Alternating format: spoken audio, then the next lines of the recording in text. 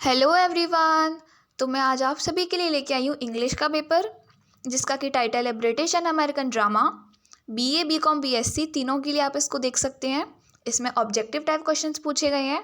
Instruction के according आपको 75 question given है, उसमें से आपको 65 क्वेश्चन अटैम्प्ट करने हैं। तो चलिए पेपर को सॉल्व करते हैं। सबसे पहला क्वेश्चन है, in murder in the cathedral in the interlude. तो आपकी बुक में एक चैप्टर है मर्डर इन द कैथेड्रल, तो वो जो है टी.एस. इलियट ने लिखा है। और उसमें पूछा है कि इंटरल्यूड में क्या हुआ था। तो इंटरल्यूड में ये हुआ था कि जो वहाँ के आर्च बिशप थे, यानी कि थॉमस बेकेट, उन्होंने वहाँ पे उपदेश दिया था। तो आपका सी ऑप्शन करेक्ट हो जाएगा, the archbishop preaches sermon. ठीक है, वहाँ पे सरमन उन्होंने प्रीच की थी, उसके उपदेश दिए थे। सेकेंड क्वेश्चन देखते हैं, the mistakes of a night is the subtitle of the play. अच्छा, जो आपका एक प्ले दे रखा है आपकी बुक में, शी स्टूप्स टू कनकर, ठीक है, उसी का सबटाइटल है the mistakes of the night. तो आपका इसमें ए ऑप्शन करेक्ट हो जाएगा। थर्ड क्वेश्चन है, in she stoops to conquer Mrs Hardcastle wants her son to get married to. तो जो आपका चैप्टर है शी स्टूप्स टू कनकर, बार बार इसका नाम आ रहा है, तो ये ओलिवर गोल्डस्मिथ ने लिखा है।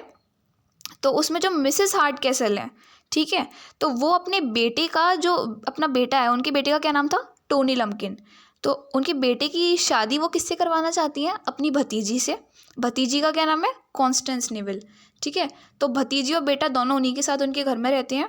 एक्चुअली बेटा तो उनका ही है, और लेकिन जो भतीजी है उसको उन्होंने अपने घर पे रखा है उसकी देखभाल करने के लिए, तो वो उन्हीं के साथ रह रही है, उसकी भतीजी। तो ये शादी क्यों करवाना चाहती है वैसे अपने बेटे से, अपनी भतीजी की? क्योंकि जो मिसेस हार्ट कैसल है, इसके पास नेवल की कुछ ज्वेलरी है। तो अब ये जो मिसेस हार्ट कैसल है, ये चाहती है कि नेवल जो है मेरे बेटे से ही शादी कर ले, ताकि उसकी ज्वेलरी घर में ही रहे। देखते हैं fourth question, Oliver Goldsmith's she stoops to conquer is a. Okay, she stoops to conquer chapter जो है ये कॉमेडी बेस्ड है, कॉमेडी आएगा इसमें। The theme of G B. Shaw's plays was mainly, ठीक है, जी.बी. शॉ यानी George Bernard Shaw. George Bernard Shaw जिन्होंने आपकी बुक का एक चैप्टर लिखा है आर्म्स एंड द मैन। तो ये जो ड्रामा लिखते थे, प्लेज लिखते थे, तो किस उनकी थीम क्या होती थी? उनकी जो थीम होती थी बेसिकली होती थी प्रॉब्लम। वो प्रॉब्लम्स के बारे में लिखते थे। कोई भी प्रॉब्लम हो सकती है, कैसी भी प्रॉब्लम हो सकती है, social, political, domestic, moral, educational, racial, कोई सी भी प्रॉब्लम हो सकती है। तो इसमें आपका डी ऑप्शन करेक्ट हो जाएगा, problems in the contemporary society के प्रॉब्लम्स के बारे में वो लिखा करते थे। सिक्स क्वेश्चन देखते हैं, in arms and the man perfect unity is seen in. आपकी बुक का एक चैप्टर है आर्म्स एंड द मैन, जो कि वही जी.बी. शॉ यानी जॉर्ज बर्नार्ड शॉ ने लिखा है। तो उसमें यूनिटी किस किस में देखी गई है? तो पहले समझते हैं यूनिटी क्या होता है। तो एरिस्टोटल ने 3 यूनिटीज़ दी हैं, unity of time, unity of place, unity of action. तो यूनिटी ऑफ टाइम जो उन्होंने दी है, उसमें उनका कहना है कि जो एक प्ले है, एक ड्रामा है, वो 24 घंटे के अंदर ही ख़त्म होना चाहिए, 24 घंटे के अंदर ही होना चाहिए, यानी एक रिवॉल्यूशन ऑफ सन के अंदर ही होना चाहिए। यूनिटी ऑफ प्लेस में उनका कहना है कि एक ही जगह पे होना चाहिए पूरा ड्रामा। अगर अमेरिका की बात चल रही है तो अमेरिका में होना चाहिए, ऐसा नहीं है कि फ्रांस पहुंच गए। ठीक है, और यूनिटी ऑफ एक्शन में उनका ये मानना है कि जो एक्शन है वो एक ही होना चाहिए, यानी एक प्ले में 2 स्टोरीज नहीं चलनी चाहिए। मतलब जैसे जैसे हीरो हीरोइन ना एक ही होनी चाहिए, उन्हीं के अराउंड सारी चीज़ें घूमती रहनी चाहिए। अगर 2 लव स्टोरी चल रही है जैसे, तो ठीक है, वो 2 एक्शन नहीं होनी चाहिए, एक ही एक्शन होना चाहिए, तो वो यूनिटी मानी जाती है, यूनिटी ऑफ एक्शन। तो आर्म्स एंड द मैन में जो हमें यूनिटी देखने को मिलती है, वो हमें प्लेस में देखने को मिलती है। ठीक है, क्योंकि एक ही जगह पे सारी चीज़ें घटित हो रही हैं, सारी घटनाएं। और एक्शन तो है नहीं है, क्योंकि उसमें 2 स्टोरीज चलती हैं। 2 स्टोरीज किस किस की चलती हैं? एक तो लूका वाली स्टोरी चलती है, एक रैना वाली। 2 लव स्टोरी चल रही होती है उसमें, तो वो एक्शन तो होगा ही नहीं, और टाइम भी नहीं, क्योंकि टाइम भी उसमें अलग अलग है। तो इसमें बी ऑप्शन आपका करेक्ट हो जाएगा, प्लेस।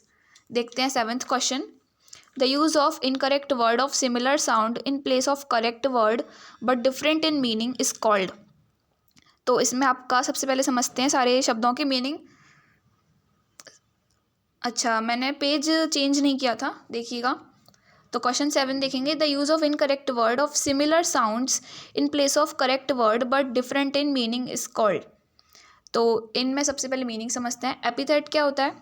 एपिथेट होता है कि अगर हम कोई एडजेक्टिव यूज़ कर रहे हैं, कोई विशेषण यूज़ कर रहे हैं किसी चीज़ के लिए, तो उसको एपिथेट बोलते हैं। ये सब लिटरेरी डिवाइसेस होते हैं। जैसे कि एक मकड़ी होती है, तो उसके बहुत लंबे लंबे पैर होते हैं, तो उसको डैडी लॉन्ग लेग्स बोला जाता है। ठीक है, तो उसके लिए एक विशेषण यूज़ किया जाता है, तो इसको एपिथेट बोलते हैं। कॉन्फ्लिक्ट क्या होता है? कॉन्फ्लिक्ट मतलब संघर्ष होता है।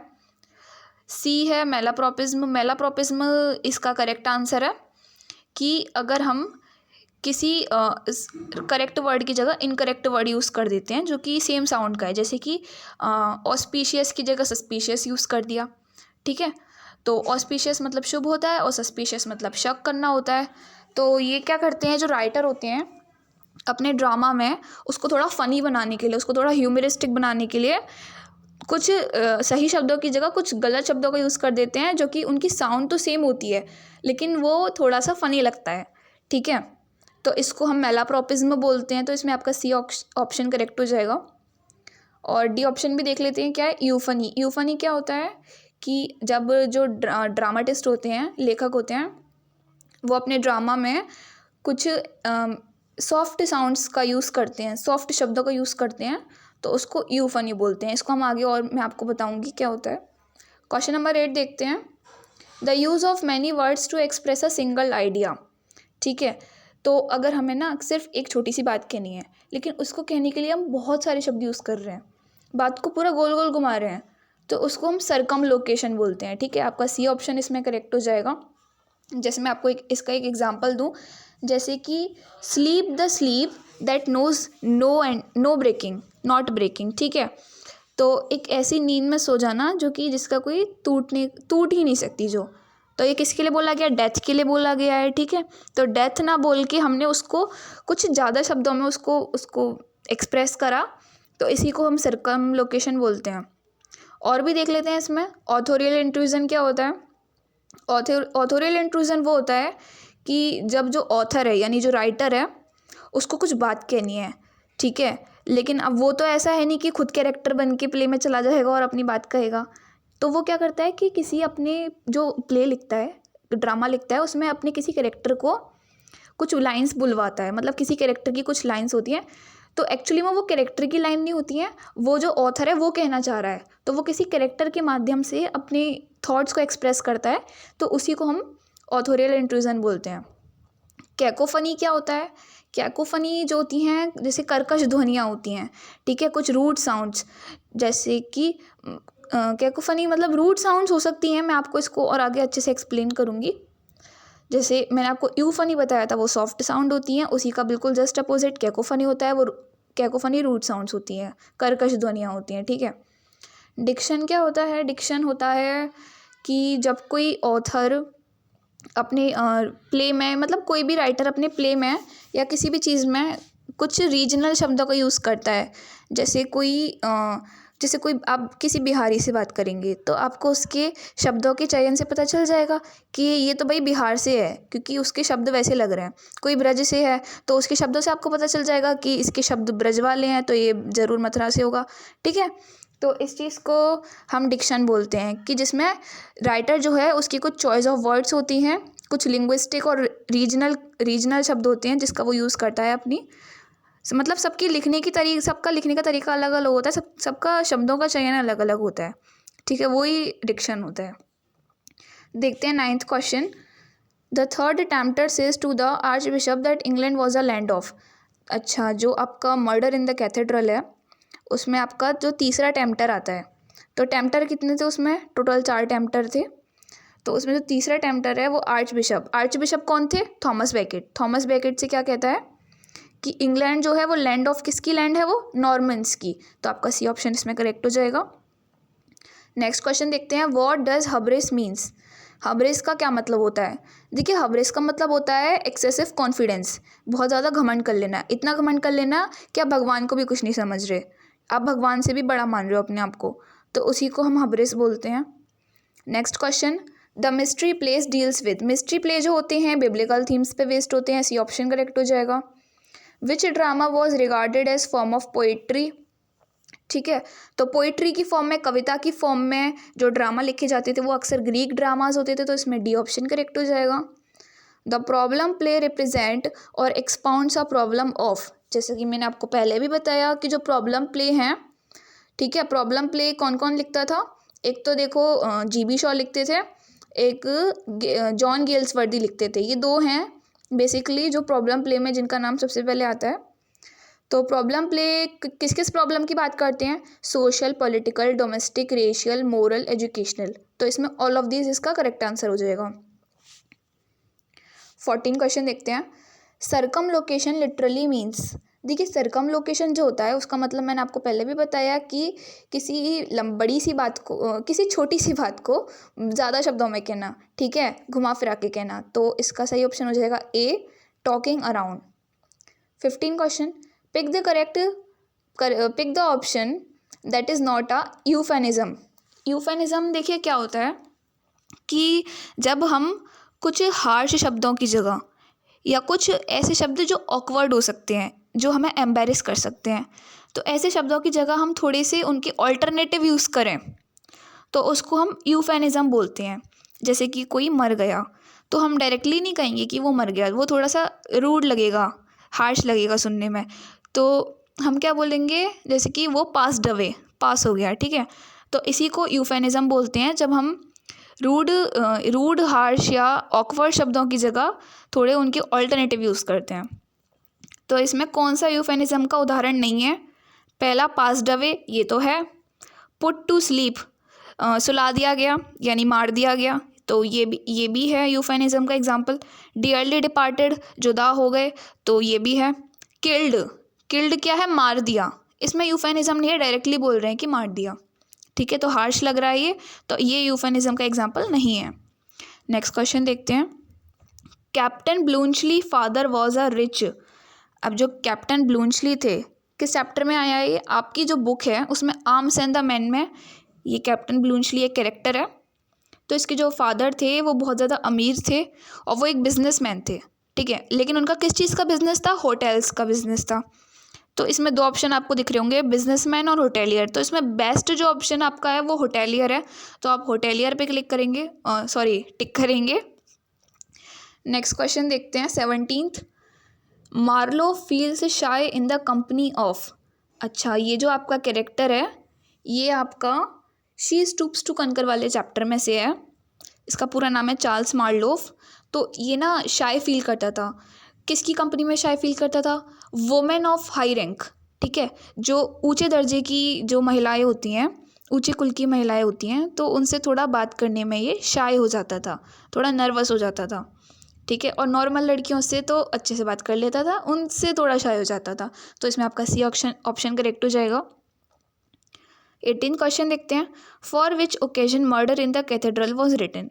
अब मर्डर इन द कैथेड्रल आपकी बुक का एक चैप्टर है, तो ये लिखा गया था कैंटरबरी फेस्टिवल के लिए।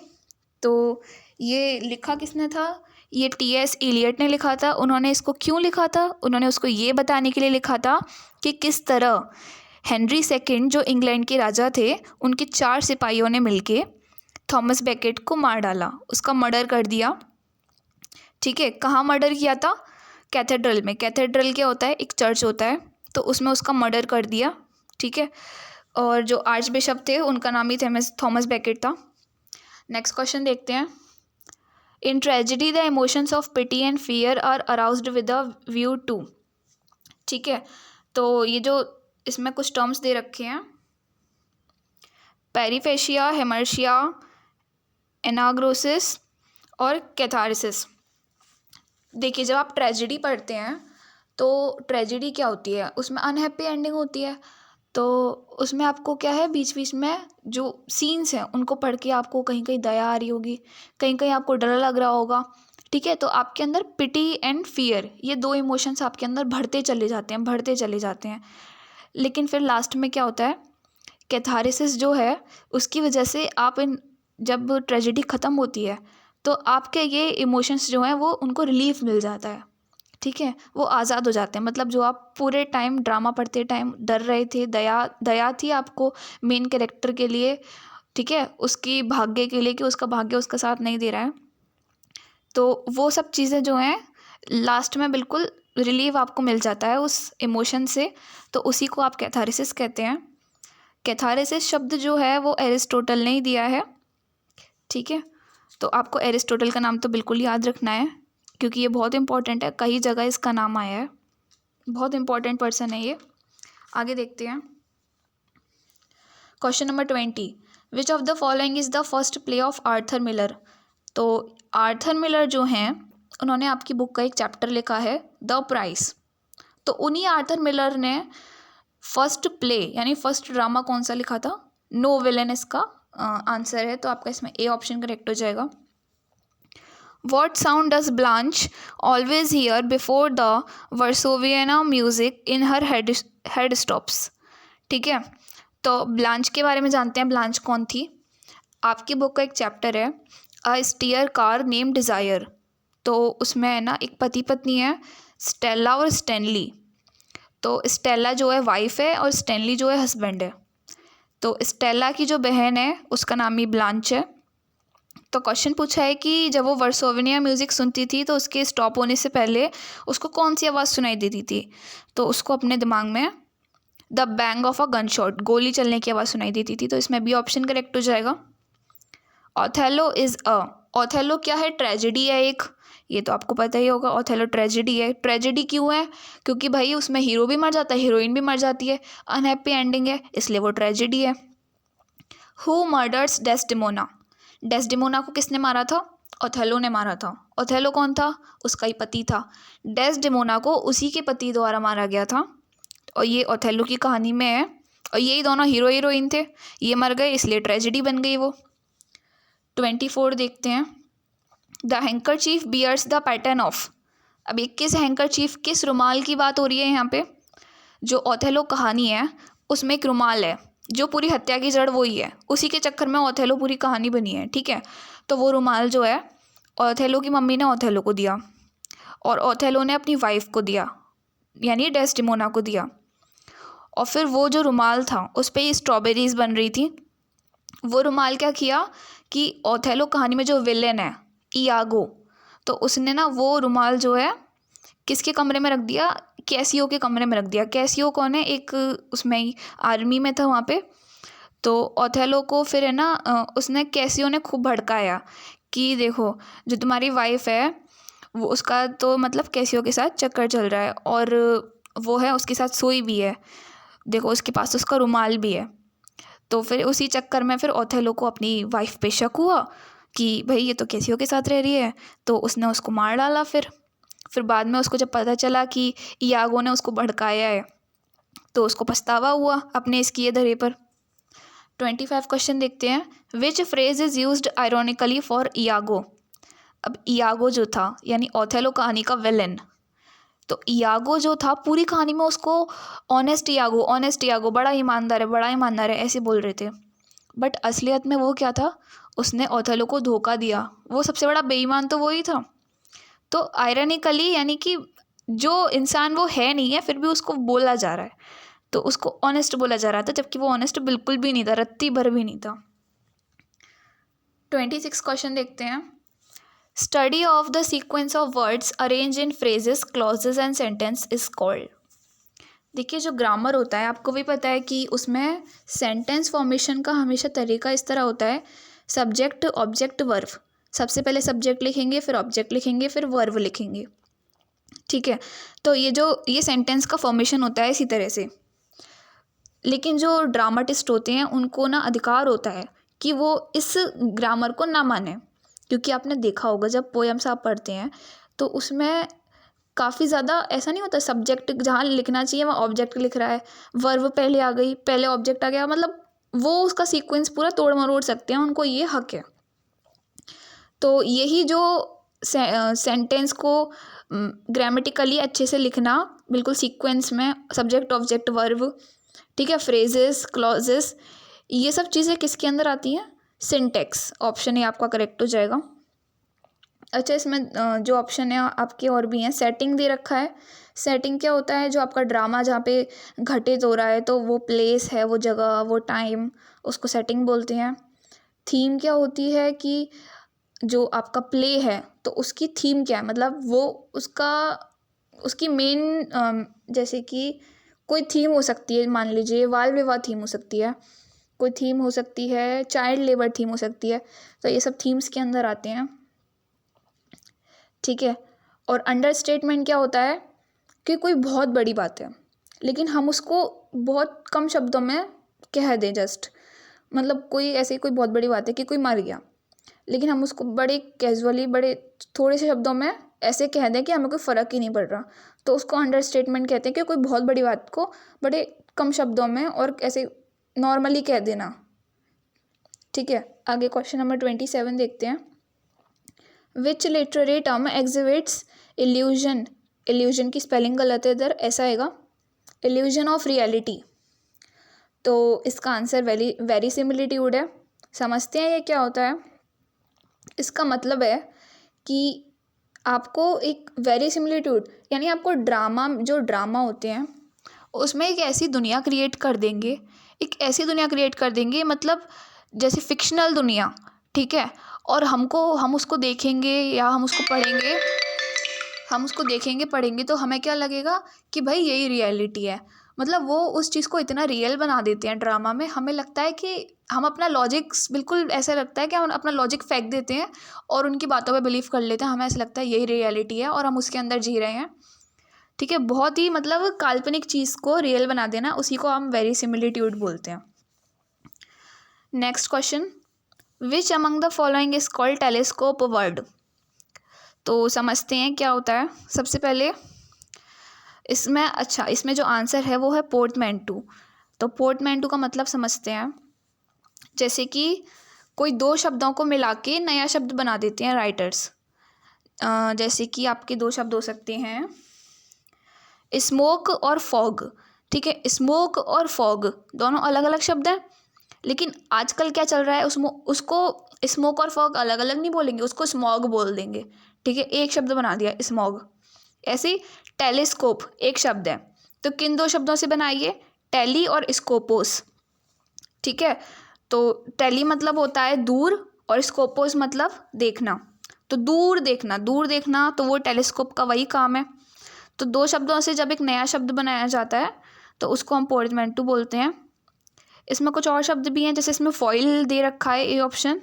तो फॉइल का क्या मतलब होता है, फॉइल एक कैरेक्टर होता है, एक ऐसा कैरेक्टर जिसकी जो कैरेक्टरिस्टिक्स हैं उसको जो मेन कैरेक्टर है उससे कंपेयर करेंगे, ठीक है, ताकि जो मेन कैरेक्टर है उसकी अच्छाइयाँ दिखाई देंगी, ठीक है। तो उसी को हम फॉइल कैरेक्टर बोलते हैं।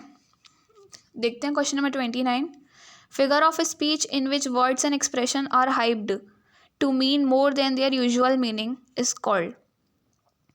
तो ऐसी फिगर ऑफ स्पीच का नाम बताइए जिसमें कि वर्ड्स को बहुत ज़्यादा हाइप करा जाता है। हाइप, तो इसमें तो वैसे हाइपरबोल आएगा, इसमें ऑप्शन दे नहीं रखा है हाइपरबोल, तो आप इसमें पेरीफ्रेसिस टिक कर सकते हैं, या फिर वैसे ये मिसप्रिंट है, मिसप्रिंट भी हो सकता है। हाइपरबेटन जो इन्होंने लिखा है तो उसमें शायद हाइपरबोल लिखना चाह रहे होंगे। तो ऐसा करते हैं, इनका मतलब समझ लेते हैं एक बार चारों शब्दों का आपके आगे के लिए। तो पहला जो है हाइपरबेटन, हाइपरबेटन जो होता है वो आपका जंबल, जो आपके जंबल वर्ड्स होते हैं, जंबल वर्ड्स आप समझते हैं, जो जैसे कि आपको बोलना है काओ इज़ वाइट, लेकिन आप बोल रहे हैं वाइट इज़ काओ, या फिर उसको मतलब उल्टा सीधा बोल रहे हैं, जंबल कर दे रहे हैं बिल्कुल वर्ड्स को। तो ड्रामाटिस्ट भी यही करते हैं, जंबल कर देते हैं वर्ड्स को, काफ़ी जगह पोएम्स में कर देते हैं, तो उसको हाइपरबेटन बोलते हैं। हब्रिस मैंने आपको बताया ही कि कोई भी कैरेक्टर होता है उसको बहुत ज़्यादा ओवर कॉन्फिडेंस हो जाता है भगवान से ऊपर, वो अपने आप को मानने लग जाता है, उसको हब्रिस बोलते हैं। और पेरीफ्रेसिस जो होता है, देखिए जो सरकमलोकेशन होता है ना, जो बड़ी किसी छोटी सी बात को बड़े ज़्यादा शब्दों में कहना, ठीक है, सरकमलोकेशन, जो मैंने आपको डेथ वाला एग्जांपल दिया था अभी, तो वो पेरीफ्रेसिस यानी सरकमलोकेशन ही होता है वो। तो ये हो सकता है। और प्रोलॉग जो होता है, जैसे कोई ड्रामा शुरू हो रहा है, उसकी स्टार्टिंग में कुछ लाइंस बोली जाएंगी जो कि आपको ड्रामा के बारे में बता रही हैं, थोड़ा मतलब उसकी बैकग्राउंड के बारे में बता रही हैं, तो उसको हम प्रोलॉग बोलते हैं। जो प्रोलॉग होता है वो ड्रामा की शुरुआत में बोला जाता है, और जो एपीलॉग होता है वो ड्रामा के एंड में बोला जाता है, ठीक है। Next question, narrative technique by which exposition is done. ऐसी नैरेटिव टेक्निक का नाम बताइए जिसमें एक्सपोजिशन किया जाता है। एक्सपोजिशन बोले तो कि आपको ना थोड़ा कहानी के बारे में पता चल जाता है कि कहानी किस चीज़ के बारे में है। जैसे कोई ड्रामा शुरू हुआ, उसमें स्टार्टिंग में क्या है, थोड़ी भूतिया आवाज़ें आ रही हैं, ठीक है, बिल्ली की, उल्लू की, ऐसी डरावनी आवाज़ें आ रही हैं, और रात का समय है, ठंड है, ठीक है, तो वो उस चीज़ से आपको पता चल जाएगा कि भाई कुछ हॉरर आने वाला है, कुछ हॉरर स्टोरी होने वाली है ये। तो उस चीज़ को हम एक्सपोजिशन बोलते हैं। और ये हम किससे करते हैं, हम फोर शेडो से करते हैं। तो फोर शेडो जो लिटरेरी डिवाइस है उसकी हेल्प से हम एक्सपोजिशन करते हैं। तो इसमें ए ऑप्शन आपका करेक्ट हो जाएगा। इसमें और भी शब्द दे रखा है, जैसे कि फ्लैशबैक। फ्लैशबैक क्या होता है कि जब आप ड्रामा देख रहे हैं और अचानक से ड्रामा से हटके आप ड्रामा के पास्ट में चले जाएं, ठीक है, कोई कैरेक्टर है, आप उसके पास्ट में चले जाएं और पास्ट में उसने क्या किया था, उसकी कहानियाँ पास्ट की, एकदम से मतलब ड्रामा से हट के पुराने पीरियड में चले जाना, तो उसको फ्लैशबैक बोलते हैं। ये वर्ड तो आपको वैसे पहले से भी पता ही होगा। और फ्लैशबैक का उल्टा होता है फ्लैश फॉरवर्ड। फ्लैश फॉरवर्ड में क्या होता है कि आगे चले जाते हैं, फ्यूचर में चले जाते हैं। जैसे कोई कैरेक्टर है और एकदम से वो सोचने लग गया कि अच्छा कोई लड़की है, इससे मेरी शादी होगी, हम खुश रहेंगे, ये करेंगे वो करेंगे, एकदम से फ्यूचर में वो चला गया, तो उसको फ्लैश फॉरवर्ड कहते हैं। पोर्टमैंटो मैंने आपको बता ही दिया, 2 शब्दों से मिलकर बना होता है। जो राइटर अपनी मर्जी से 2 शब्दों से कुछ भी नया शब्द बना लेते हैं। और नेमेसिस क्या होता है, नेमेसिस वो होता है कि आप सीधे शब्दों में समझिए, जिसने जो मतलब करा है वो जिसने जो करा है, क्या बोलते हैं उसको, जिसने जो करा है वो काटेगा या भोगेगा, ठीक है, आपने इस तरह की लाइन सुनी होगी, जैसा करोगे वैसा काटोगे, हाँ ये होता है। तो जैसा जैसा जो कैरेक्टर जैसा बिहेव करता है, उसकी जैसे वो करता है, तो अच्छा करेगा तो लास्ट में उसको अच्छा मिल जाएगा, बुरा करेगा तो लास्ट में उसके साथ बुरा होगा, यानी उसको पोएटिक जस्टिस मिलेगी, ठीक है। ये जो ड्रामाटिस्ट हैं ये उसको जस्टिस देंगे कि उसने जो करा है उसको उसका फल पूरी तरह से अच्छे से मिले, तो उसी को हम नेमेसिस बोलते हैं। Next question, मेलाप्रोपिज्म is name after Mrs, ठीक है। मेलाप्रोपिज्म जो शब्द है ये जो एक लिटरेरी डिवाइस है, ठीक है, ड्रामा में इसको यूज़ करते हैं। तो ये नाम किसके नाम पे पड़ा, तो ये मिसेस मेलाप्रॉप के नाम पे पड़ा। मेलाप्रोपिज्म वैसे होता क्या है, मेलाप्रोपिज्म का मतलब होता है जैसे कि आपको ज्योग्राफी बोलना है लेकिन आप ज्योमेट्री बोल दें, ठीक है, आपको कोई भी मतलब शब्द बोलना है, उसकी जगह दूसरा शब्द बोल दें जो उसकी सेम आवाज़ हो। मैंने आपको पहले भी इसका एग्जांपल दिया था, ऑस्पिशियस और सस्पिशियस वाला, वही है ये। तो मेलाप्रॉप के नाम पे मेलाप्रोपिज्म पड़ा। तो मेलाप्रॉप थी कौन वैसे, ये एक शेरिडियन है, एक ड्रामाटिस्ट, उनका एक ड्रामा है, ड्रामा का नाम है द राइवल्स, तो उसी की एक कैरेक्टर है। तो ये ना इसी तरह के ऐसी गलती करती थी कि कुछ बोलना होता था, कुछ और बोल जाती थी, तो वो थोड़ा सा फ़नी लगता था हमें सुनने में, ठीक है। नेक्स्ट क्वेश्चन देखते हैं 32, the lines at the end of a literary work. तो मैंने आपको बताया कि लिटरेरी वर्क के जो एंड में जो लाइंस लिखी जाती हैं, जो थोड़ा कंक्लूजन के रूप में लिखी जाती हैं, थोड़ा ड्रामा को सम अप कर देती हैं कि ड्रामा में भाई क्या क्या था, इसकी क्या मतलब कंक्लूजन है इसका, तो वो हमें एपीलॉग बताता है। तो इसमें आपका बी ऑप्शन करेक्ट हो जाएगा। Next question, which literary device uses harsh and unpleasant sound, ठीक है। तो ये मैंने आपको बोला था कैकोफनी। कैकोफनी क्या होता है, use of harsh and unpleasant sound.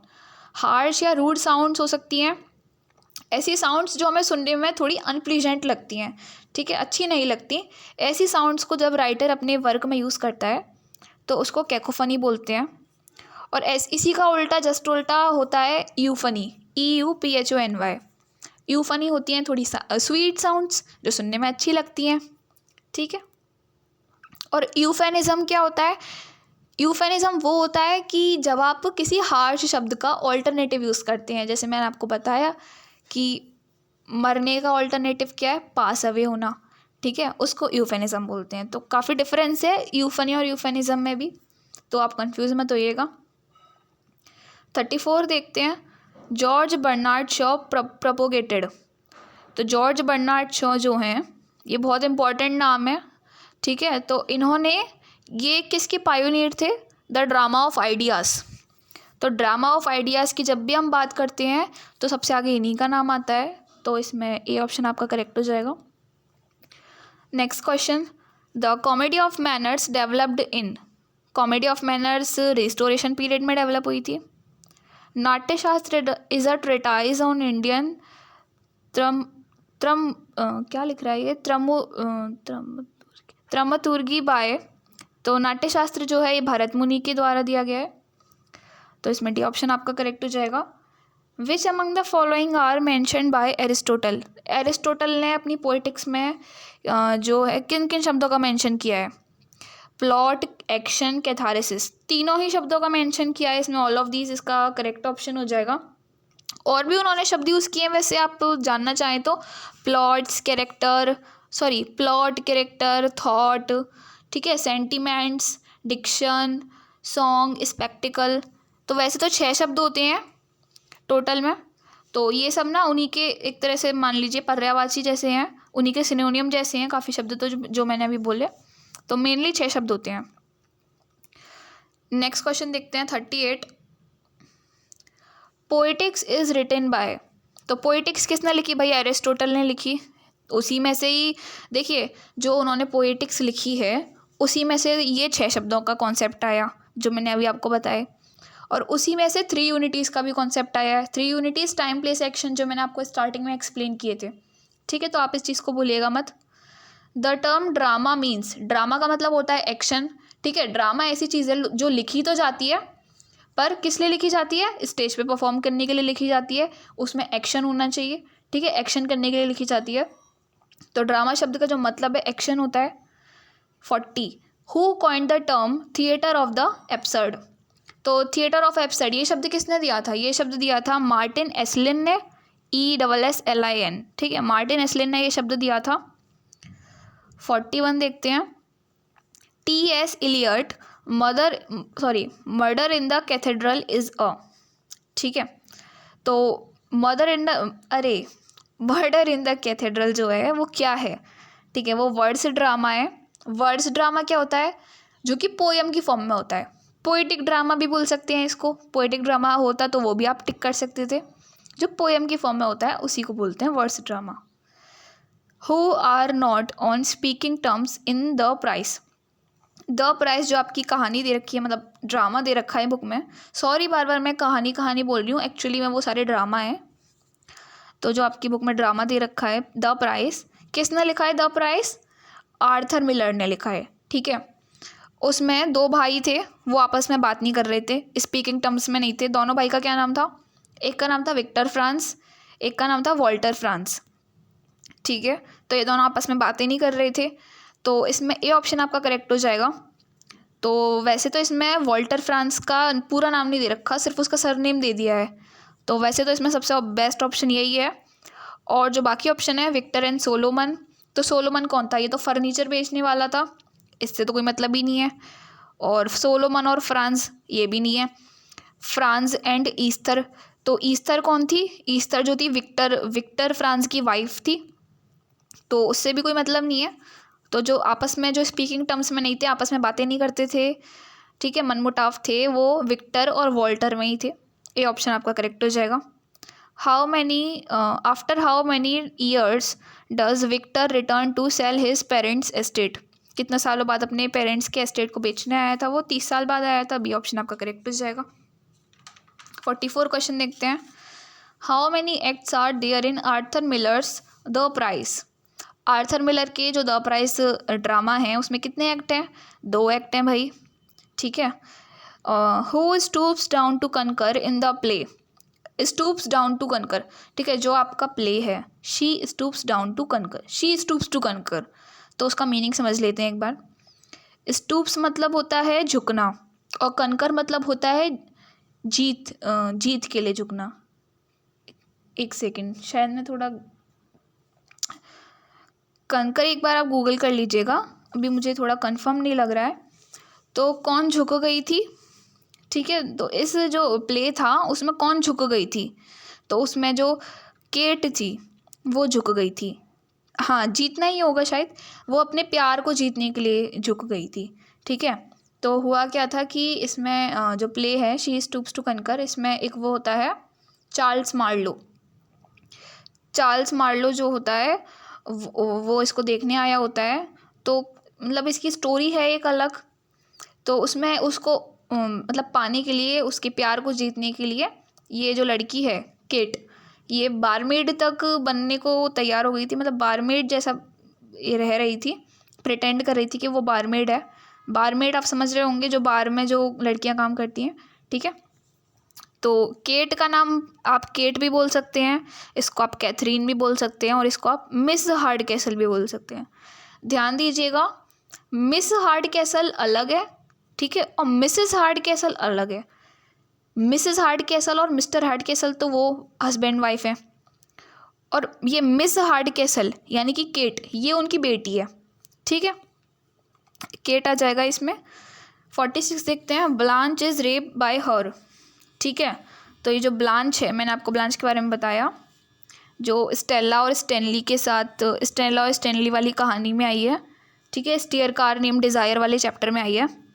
तो इसका रेप जो किया था, किसने किया था? इसके ब्रदर इन लॉ, यानी कि जो इसकी बहन का हस्बैंड था, यानी कि कौन था वो? स्टैनली ने किया था। तो इसमें आपका सी ऑप्शन करेक्ट हो जाएगा। 47, who pretends to be a barmaid in the play she stoops to conquer. Barmaid कौन बन गई थी? शी स्टूप्स टू कंकर में केट बन गई थी, B option. The play she stoops to conquer is divided into acts. She stoops to conquer में कितने एक्ट हैं? 5 एक्ट हैं। What was the initial title of the play she stoops to conquer. She stoops to conquer का पहले जो title था वो क्या था? Mistakes of a night. अरे ये वाला क्वेश्चन तो रिपीट हो गया, चलो अच्छी बात है ये तो, ठीक है। मिस्टेक्स ऑफ द नाइट इसका आंसर हो जाएगा। She stoops to conquer was first performed in, इसको पहली बार परफॉर्म किया था 1773 में। Which of these plays is not written by G B Shaw. G B Shaw ने कौन सा प्ले इसमें से नहीं लिखा है? तो कैंडिडा उन्हीं लिखा है, द मेन ऑफ डेस्टिनी उन्हीं ने लिखा है, यू नेवर कैन टेल भी उन्हीं ने लिखा है। जो स्टीयर कार नेम डिज़ायर है, ये आपका लिखा है टेनेंस विलियम्स ने। तो आपका इसमें सी ऑप्शन करेक्ट हो जाएगा। In which volume was arms and the man publish. Arms and the man, ठीक है, ये किस वॉल्यूम में पब्लिश हुआ है? तो प्लेज प्लीजेंट में पब्लिश हुआ है, ठीक है। 2 वॉल्यूम्स थी, एक तो थी प्लेस प्लीजेंट और एक थी प्लेस अनप्लीजेंट। तो ये 2 वॉल्यूम्स थी, उनमें ये जो आपके जी बी शॉ के जो जितने भी नाटक हैं उनको 2 वॉल्यूम्स में कैटेगराइज करा है। तो ये आर्म्स एंड द मैन जो है वो प्लेस प्लीजेंट वाली कैटेगरी में आता है, तो डी ऑप्शन आपका करेक्ट हो जाएगा। The title arms and the man is derived from. Title कहाँ से लिया गया ये वाला? एक वर्जिल एक राइटर थे, तो उनकी एक पोयम थी, पोयम का नाम था एनीड, तो उसमें से टाइटल लिया गया है। What is the name of the chocolate cream soldier. Chocolate cream soldier किसको बोला गया है? ब्लूंचली को बोला गया है, ए ऑप्शन आपका करेक्ट हो जाएगा। ये किस चैप्टर में आया है? ये आर्म्स एंड द मैन में ही आया है। Desdemona was fond of listening to Othello's. Okay, फिर से ओथेलो के बारे में आ गया। ओथेलो की जो वाइफ थी डेस्डेमोना, उसको क्या सुनना पसंद था? ओथेलो के एडवेंचर, उसकी वॉर्ड्स, उसके युद्ध, उसकी जर्नी, उसकी यात्रा, ठीक है। ऑल ऑफ दिस इसमें करेक्ट हो जाएगा। देखते हैं next question. A non performative drama. तो भाई जो ड्रामा लिखा जाता है किस लिए लिखा जाता है? स्टेज पे परफॉर्म करने के लिए, ताकि उसको ऑडियंस देखे, मज़े ले तो लेकिन ऐसा एक ड्रामा होता है जिसको कि लिखा तो जाता है पर स्टेज पे परफॉर्म करने के लिए नहीं लिखा जाता, उसको जस्ट पढ़ने के लिए लिखा जाता है कि बस आप पढ़ लो इसको, परफॉर्म नहीं होगा। तो वो है क्लोजेड ड्रामा, ये ऑप्शन आपका करेक्ट हो जाएगा। The pioneer of the drama of ideas. तो ड्रामा ऑफ आइडियाज़ पहले भी नाम आया है जी बी शॉ, तो ड्रामा ऑफ आइडियाज़ में सबसे पहले किसका नाम आता है? जी बी शॉ का नाम आता है, ए ऑप्शन आपका करेक्ट हो जाएगा। Expressionist drama was a revolt against. जो एक्सप्रेशनिस्ट ड्रामा है वो किसके खिलाफ विद्रोह के लिए लिखा जाता था? नेचुरलिज्म के खिलाफ, ठीक है, ए ऑप्शन आपका करेक्ट हो जाएगा। द स्लिप ऑफ टंग और a speech error is called. ठीक है, जब आप कुछ बोलते हैं और एकदम से आपकी जीभ फिसल जाती है, ठीक है, या हम ये भी बोलते हैं जबान फिसल जाती है, बोलते बोलते आप कुछ गलत शब्द बोल जाते हैं। जैसे आप तारक मेहता देखते होंगे तो उसमें वो बावरी है, एक कैरेक्टर है आपको सबको पता ही होगा। वो क्या है, जेठालाल को कभी डाटालाल बोलती है, कभी पेटालाल, टेटालाल, पता नहीं क्या क्या बोलती है। ठीक है, तो कुछ एक आध शब्द को वो चेंज करके वही नाम बोल देती है, तो उसको बोलते हैं स्पूनरिज्म, बी ऑप्शन। ठीक है, जब आपकी जीभ फिसल जाती है और आप गलती से कुछ और बोल देते हैं तो उसको स्पूनरिज्म कहते हैं। जो ड्रामाटिस्ट होते हैं वो अपने ड्रामा में इस चीज़ को यूज़ करते हैं, ऐसे शब्दों को यूज़ करते हैं थोड़ा सा फ़नी बनाने के लिए। जैसा कि आपको पता है कि जब बावरी बोलती है तो वो भी फ़नी लगता है, तो वो फ़नी बनाने के लिए तो बोलती है। मतलब जो उसके तारक मेहता के जितने भी वो हैं राइटर प्रोड्यूसर जो भी हैं, तो वो उन्होंने उस चीज़ को क्यों जोड़ा, ताकि आपको फ़नी लगे, तो फ़नी बनाने के लिए किया जाता है ये। 60 in Othello on the night of her death Desdemona ask Emilia. तो डेस्डेमोना आपको पता है ओथेलो की वाइफ थी, और एमिलिया कौन थी, एमिलिया उसकी मेड थी। तो डेस्डेमोना जो है वो एमिलिया को बोलती है put Desdemona's wedding sheet on the bed, C option, कि जो मेरी वेडिंग शीट्स हैं, ठीक है, उनको बेड पे बिछा दो। तो ये बड़ा आयरनिकल है कि जिस रात मतलब ओथेलो में क्या था कि ओथेलो ने ही अपनी वाइफ को डेस्डेमोना को मार दिया था। ठीक है, तो उन्हीं शीट्स पे वो शादी की रात सोई थी और अपने मरने की रात भी उन्हीं शीट्स को उसने बिछवाया था। तो ये बड़ा आयरनिकल है कि ये शीट्स वो उसने उसी दिन बिछाने के लिए बोला जिस दिन उसका मर्डर होने वाला था, पर बेचारी उसका तो मर्डर उसके पति ने कर दिया फिर बाद में, ओथेलो ने। 61 देखते हैं, the protagonist in murder in the cathedral. Protagonist होता है मेन हीरो, मेन कैरेक्टर, ठीक है, और इसका जस्ट अपोजिट क्या होता है, एंटागोनिस्ट यानी कि विलेन। तो प्रोटागोनिस्ट यानी मेन कैरेक्टर, मेन हीरो कौन है मर्डर इन द कैथेड्रल का, तो वो है arch bishop of Canterbury. Canterbury के आर्च बिशप जिनका की नाम क्या था, थॉमस बेकेट। ठीक है, वो मेन कैरेक्टर है, B option. Dash is the example of the sentimental comedy. ठीक है, सेंटिमेंटल कॉमेडी का एग्जाम्पल जो है इसमें क्या है, she stoops to conquer, C option. अगर आपको बोलते हैं कि भाई कॉमेडी ऑफ इंट्रीग का क्या एग्जाम्पल है, तो वो भी शी स्टूप्स टू कनकर हो जाता, C option. The merchant of Venice and the 12th night are examples of. तो ये दो ड्रामा दे रखे हैं, तो ये रोमांटिक कॉमेडी के एग्जाम्पल हैं वैसे तो, पर इसमें रोमांटिक कॉमेडी जैसा कोई ऑप्शन दिख नहीं रहा है। तो अगर हमें टिक करना है तो हम सी ऑप्शन देख सकते हैं, वैसे है ही नहीं इसमें तो हम कुछ कर नहीं सकते, रोमांटिक कॉमेडी आप मान के चलिए। John Galsworthy strife is a. जो जॉन गेल्सवर्दी थे एक ड्रामाटिस्ट, ठीक है, उन्होंने प्रॉब्लम प्लेस के बारे में, देखिए मैंने आपको बताया ना, प्रॉब्लम प्लेस में सबसे पहले किसका नाम आता है, GB शॉ और जॉन गेल्सवर्दी। तो उसी में जॉन गेल्सवर्दी जो हैं उनका एक ड्रामा है, ड्रामा का नाम है स्ट्राइफ। स्ट्राइफ क्या है, एक प्रॉब्लम प्ले है। कहानी क्या है उसकी, कॉन्फ्लिक्ट है किस किस के बीच का, कैपिटल और लेबर के बीच का। तो ये एक्चुअली में क्या है, एक मॉडर्न ट्रेजिडी है। प्रॉब्लम प्ले तो है ही है, पर ट्रेजिडी भी है, मॉडर्न ट्रेजिडी, ए ऑप्शन आपका करेक्ट हो जाएगा। हेमर्टिया क्या है, ट्रेजिक फ्लॉ। देखिए इसको आप ऐसे समझ सकते हैं, ये वही चीज़ है जिसके कारण ट्रेजिडी होती है। ट्रेजिडी क्यों होती है कि जो आपका मेन कैरेक्टर है उसमें कुछ ऐसी कुछ ना कुछ कमी रह जाती है उसके कैरेक्टर में, ठीक है, जो उसके विनाश का कारण बन जाती है, ऐसे समझिए आप। तो उसी को हम ट्रेजिक फ्लॉ बोलते हैं।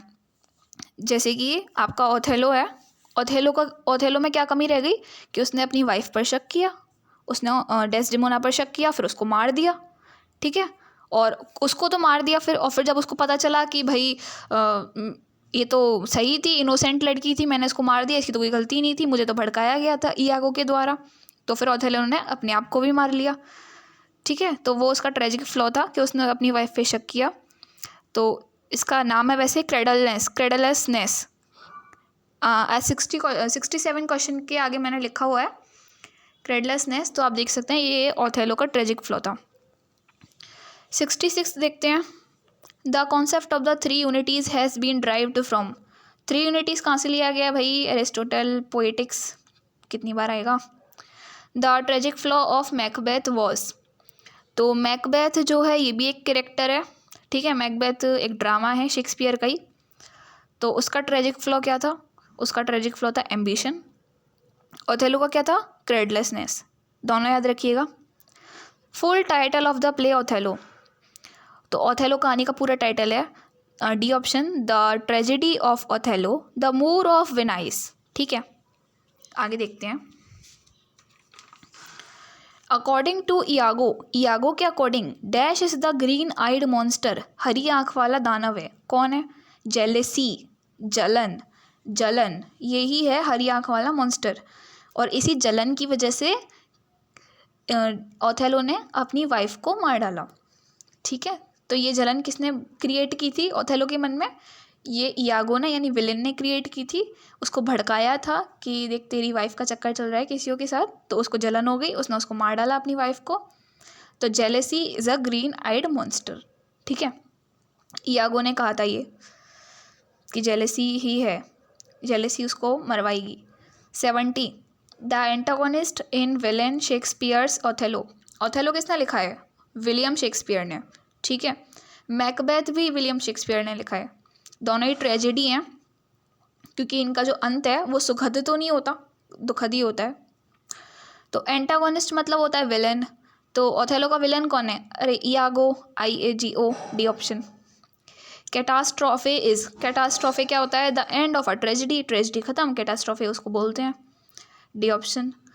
टेनेंस William first play, Tennessee William का फर्स्ट प्ले इसमें दे ही नहीं रखा। देखिए, जो टेनेंस विलियम का फर्स्ट प्ले है वो इसमें दे ही नहीं रखा। तो इनमें से जो फर्स्ट प्ले है टेनेंस विलियम का वो तो है द ग्लास मैनेजर, तो हम उसी पे टिक कर देते हैं फिर।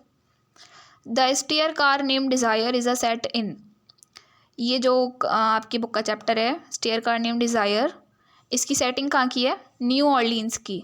ठीक है, जो मैंने आपको कहानी बताई थी ना, स्टेला, स्टैनली, ब्लांच, तो वो सारी सेटिंग वो कहाँ पे हैं? वो सब न्यू ऑर्लिन्स में है। The name of the series of 10 place of August Wilson. ठीक है, तो इसमें द साइकिल आएगा, 10 प्लेस की सीरीज़ है अगस्ट विल्सन की, द साइकिल नाम से। Fences by August Wilson is a, August Wilson का फेंसिस जो क्या है 2 एक्ट प्ले है, उसमें 2 एक्ट हैं। तो आई होप आपको अच्छे से समझ में आ गया होगा। मैंने काफ़ी कोशिश की कि आपको एक ही पेपर में बहुत सारे टर्म्स का मीनिंग में समझा दूँ। ठीक है, और कहानी भी बताने की कोशिश की जितना जितना मैं बता पाई हूँ। तो ओके, थैंक्स फॉर वॉचिंग, और चैनल को सब्सक्राइब कीजिएगा, लाइक कीजिएगा। ठीक है, मिलते हैं अगली वीडियो में, तब तक के लिए बाय।